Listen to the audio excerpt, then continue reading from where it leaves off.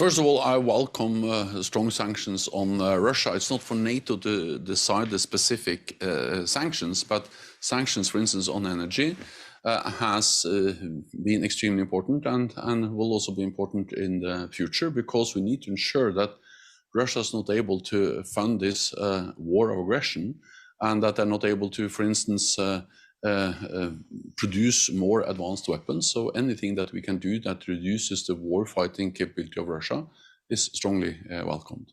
A year ago today, almost, we were sitting here discussing the potential for an invasion of Ukraine. And at that time, you described Russia to me as a great power in economic decline, but one that was still dangerous. What's your assessment of their economy today and their ability to wage war?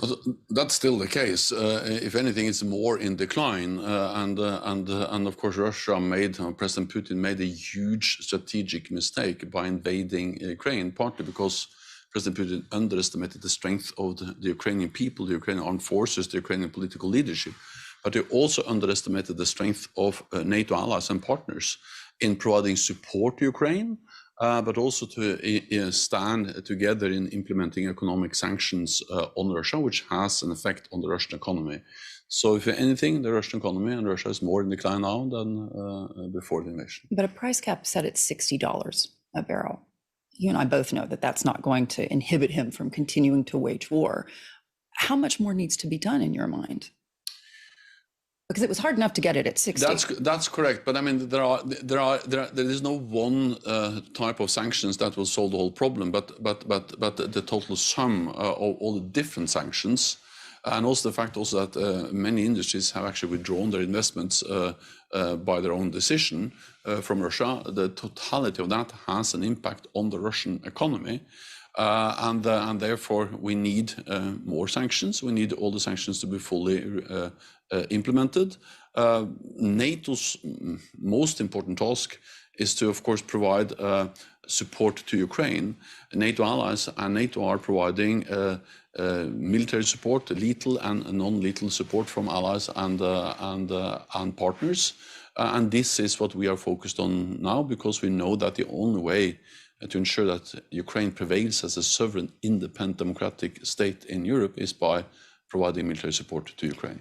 What do you say to those, including the Ukrainian foreign minister, who suggested essentially that now is the time to press the advantage, to take the fight to the enemy? The Ukrainians have already been able to take the fight to the enemy. What we have seen since the start of the war was that first they were able to push the Russian troops out to the north in the territories around the capital, Kiev. Then they were able to push them out of the east around Kharkiv, the second largest city. And now they have been able to liberate Kherson in the south, and they continue to push. So if anything, the Ukrainians have proven their strength, their capability to fight back. And the combination of the bravery, the courage, the commitment of the Ukrainian soldiers, armed forces, combined with the unprecedented level of support from NATO allies and partners to Ukraine, has enabled them to push back more than anyone expected at the beginning of the war. We do this to support Ukraine, but we do it also because it's in our security interest to ensure that President Putin doesn't win. If he wins the war, then the message to him and other authoritarian leaders around the world will be that when they use military force, when they violate international law, then they achieve their goals, and that will make the world more dangerous and us more vulnerable. So therefore it is in our security interest to ensure that Ukraine prevails as a sovereign independent nation. How real in your mind is the use of tactical nuclear weapons at this point? Because a couple of months ago, we were talking about this on a regular basis. Do you think the threat of that has been alleviated somehow? It's less attention on that risk now. The risk of any use of nuclear weapons in Ukraine by Russia remains low, but the potential consequences are so big. So this is a risk we have to take seriously. And that's exactly what we are doing by very closely monitoring what Russia does. We are vigilant. So far, we haven't seen any changes in Russia's nuclear posture that requires any changes in our posture. And second, we have also conveyed very clearly to Moscow, to Russia, that any use of nuclear weapons by Russia in Ukraine will totally change the nature of the conflict, will have severe consequences for Russia, and a nuclear war cannot be won and must never be fought. And we also welcome the fact that it's not only NATO allies that are conveying this message, but also the broader international community. So I think that President Putin understands that use of nuclear weapons would have dramatic consequences for Russia.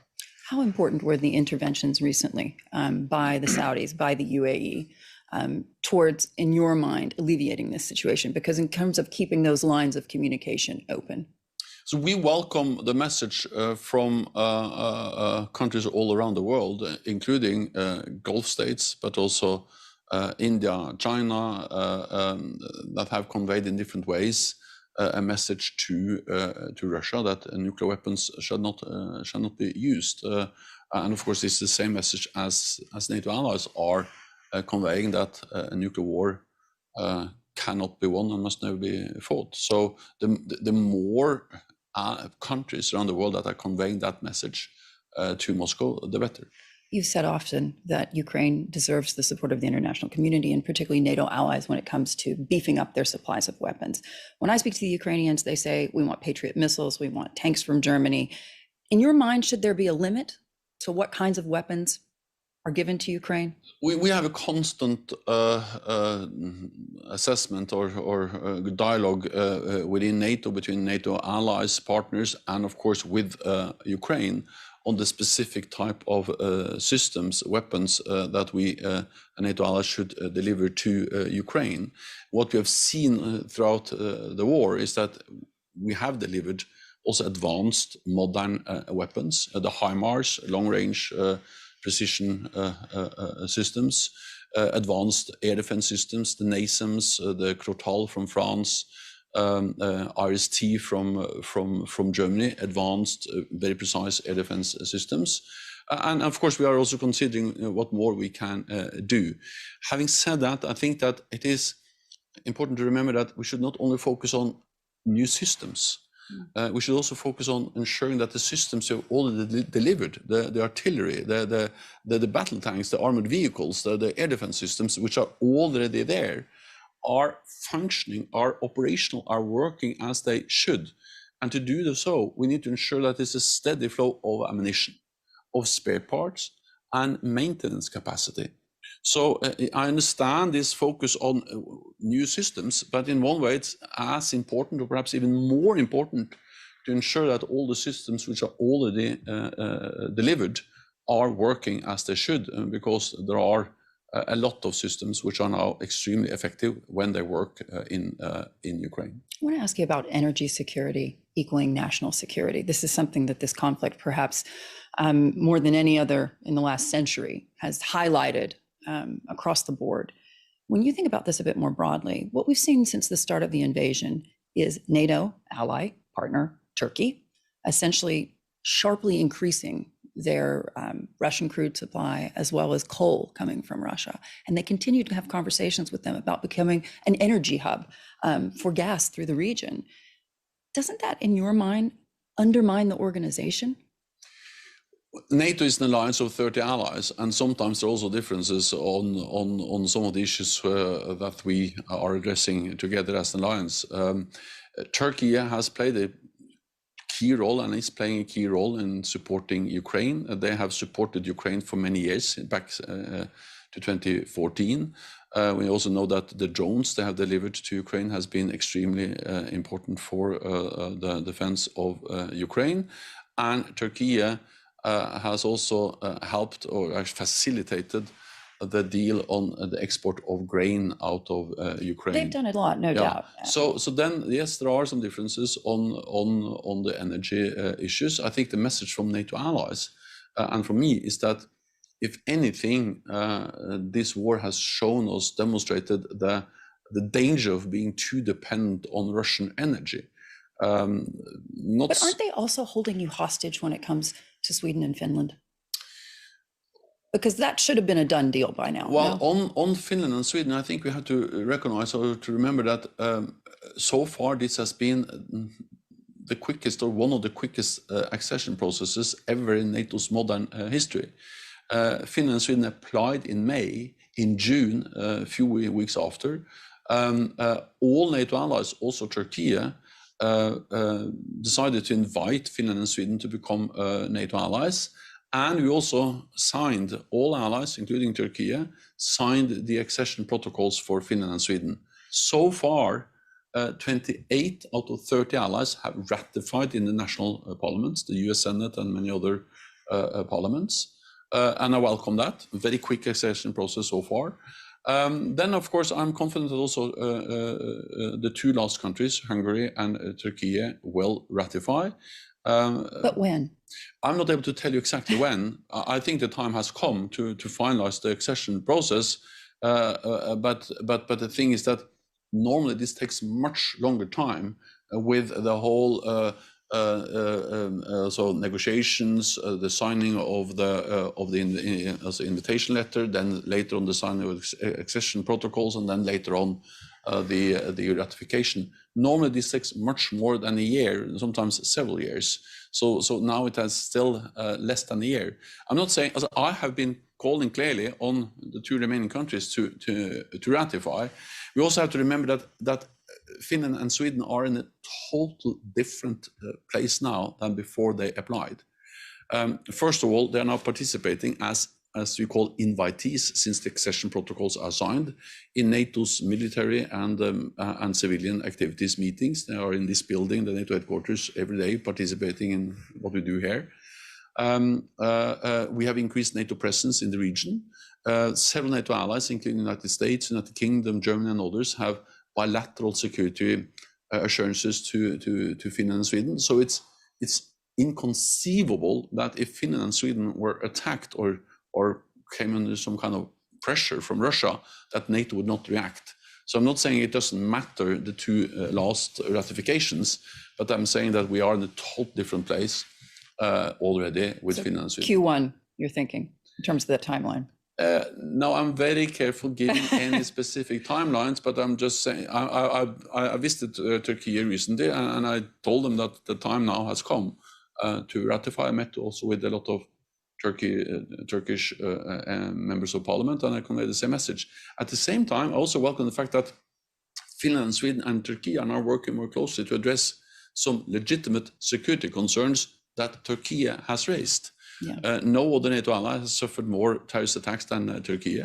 NATO allies, the European Union, Finland and Sweden, regard PKK as a terrorist organization. Of course, we need to work together to address those threats and those challenges. And I welcome that Finland and Sweden are doing exactly that in closer cooperation with Turkey. There's been a lot of conversation about the strategic thinking of NATO post-Ukraine invasion, but potentially post-war. In your mind, is the fragmentation, perhaps, of Russia the greatest threat? What to you are you deeply worried about longer down the line? The immediate thing is to help Ukraine prevail. Then, of course, it is very hard to predict what will happen with Russia. NATO strived for decades to develop a better, more constructive relationship with Russia. After the end of the Cold War, we established institutions, the NATO-Russia Council. When I was Prime Minister of Norway, I remember President Putin attended NATO summits. We met him in Bucharest at the NATO summit there.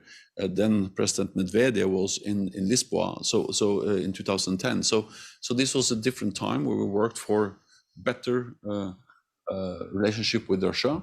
Russia has walked away from this by all the interventions in Georgia, in Ukraine in 2014, and now again the full-fledged invasion of Ukraine in February this year. But in your mind, does a negotiated peace, an end to the war, signal an end to President Putin? I will not speculate about that. Also, I strongly believe that President Putin started this war and he can end this war today. And we are calling on him to do exactly that, because the Ukrainians are paying a high price, the Russians are paying a high price for this war, and there is a war that is absolutely unjustified. It doesn't benefit the people of Russia to be in a full-fledged war with their neighbor, Ukraine. They can do as many other European countries have done since the Second World War, to choose peace, to choose cooperation, to trust its neighbors, instead of always being so aggressive and threatening neighbors, as Russia has done again and again against Georgia, against Ukraine, but also in a way they try to prevent Finland and Sweden from joining the alliance. It was actually the threats coming from Moscow, from President Putin, that triggered Finland and Sweden to join. So President Putin is getting the exact opposite of what he wants. He went to war with Ukraine because he wanted less NATO. He's getting more NATO, more support to Ukraine, but also more NATO presence in the eastern part of the alliance, with more troops, with more forces in the Baltic countries, in Romania, in the Black Sea region, but also new NATO members, with Finland and Sweden joining NATO. And just Finland joining NATO means that NATO's border with Russia will more than double. So President Putin should choose the other way, meaning not confrontation, but working with NATO allies. And just to bring it back before we close, I mean, to the idea of the cost of this crisis, the cost of the war, and how he's going to pay for it against the backdrop of sanctions on Russian energy, for example. To your mind, how long can he afford to go on? Again, I'm not able to give you a date or a number of months or years. What we have seen historically is that President Putin and Russia is willing to suffer a lot, to take a lot of pain to try to achieve their goals. And that's also what we see in Ukraine now. They have taken huge casualties. They have paid a high economic price. And there is so far no sign that President Putin has changed his ambition when it comes to controlling Ukraine. So therefore, again, I think that the best way to end this war is for us to support Ukraine, convincing Russia that they will not win on the battlefield, and therefore they're forced to sit down and negotiate a lasting and durable peace agreement with Ukraine. I think also that it's extremely important to understand that even if the fighting ends, we will not return to some kind of normal, friendly relationship with Russia. Trust has been destroyed. The invasion of Ukraine is part of a pattern going back to the Chechnya War, Syria, Georgia, Ukraine. And of course, I think no European ally, again, will start to import as much gas. We so depend on Russian gas as Europe has been for the last decades. So it's not as if the war ends, everything will be normal and nice again. I think this will have long-lasting consequences for our relationship with Russia. So Russia out in the cold. As long as Russia behaves the way they do today, of course, we cannot have a normal relationship with Russia. Secretary General, thank you so much for joining CNBC.